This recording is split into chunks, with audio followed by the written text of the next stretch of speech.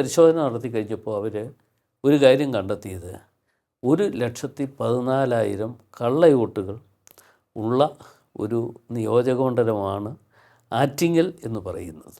അപ്പോൾ 1,14,000 വോട്ട് എന്ന് പറയുന്ന ഒരു ചെറിയ കാര്യമല്ല.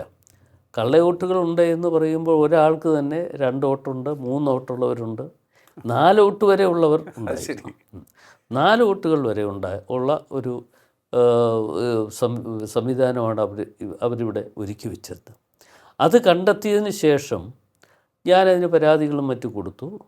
പരാതി കൊടുക്കുക മാത്രമല്ല, കേന്ദ്ര ഇലക്ഷൻ കമ്മീഷണർക്ക് ഞാൻ പത്രമാധ്യമ സുഹൃത്തുക്കളെ കണ്ടിട്ട് ഞാൻ അവരോട് പ്രസ് ക്ലബ്ബിൽ വന്ന് പത്രസമ്മേളനം നടത്തി. ആ പത്രസമ്മേളനത്തിൽ ഞാൻ പറഞ്ഞു, ഇത്രയും വോട്ടുകൾ കള്ളവോട്ടുകളുണ്ട്. സത്യം പറഞ്ഞാൽ അന്ന് കള്ളവോട്ടുണ്ട് എന്ന് ഞാൻ പറയുമ്പോഴും എനിക്ക് ഒരു ആത്മവിശ്വാസക്കുറവുണ്ട്. അതുകൂടെ ഞാൻ പറയാം, ഒരു ആത്മവിശ്വാസക്കുറവുണ്ട്. കാര്യം ഞാൻ പറയുന്നത് ശരിയാണോ, അത് തെറ്റിപ്പോയാൽ അത് മോശമല്ലേ എന്നുള്ള ഒരു ആത്മവിശ്വാസം എനിക്ക് അന്ന് പൂർണ്ണമായി ഉണ്ടായിരുന്നു എന്ന് പറയാൻ പറ്റില്ല.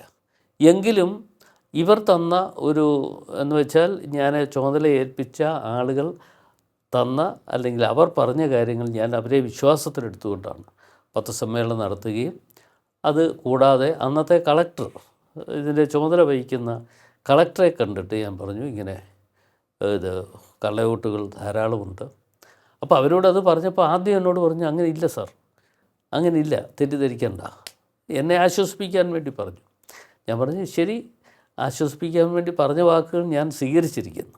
എന്തായാലും കേന്ദ്ര ഇലക്ഷൻ കമ്മീഷന് ഞാൻ ഇത് CD-യിൽ പകർത്തിയിട്ട് ഞാൻ അവിടേക്ക് അയച്ചു കൊടുത്തു. 2 ദിവസം കഴിഞ്ഞപ്പോൾ അവിടെ നിന്ന് എനിക്കിത് എൻ്റെ അറിവ് കേന്ദ്ര ഇലക്ഷൻ കമ്മീഷനും ഒരു നിർദ്ദേശം കൊടുത്തു എന്നാണ് മനസ്സിലാക്കുന്നത്. കാരണം ഈ സ്ഥാനാർത്ഥി പറഞ്ഞത് ശരിയാണ് എന്ന് പറഞ്ഞ ഒരു നിർദ്ദേശം ഇവിടെ വരികയും, അപ്പോൾ കളക്ടർ ഒരു കാര്യം പ്രഖ്യാപിച്ചു, ആരെങ്കിലും കള്ളവോട്ട് ചെയ്യാൻ ബൂത്തിൽ വന്നാൽ നിയമാനുസൃതമുള്ള നടപടികൾ സ്വീകരിക്കും എന്ന് അവർ പ്രഖ്യാപിച്ചു.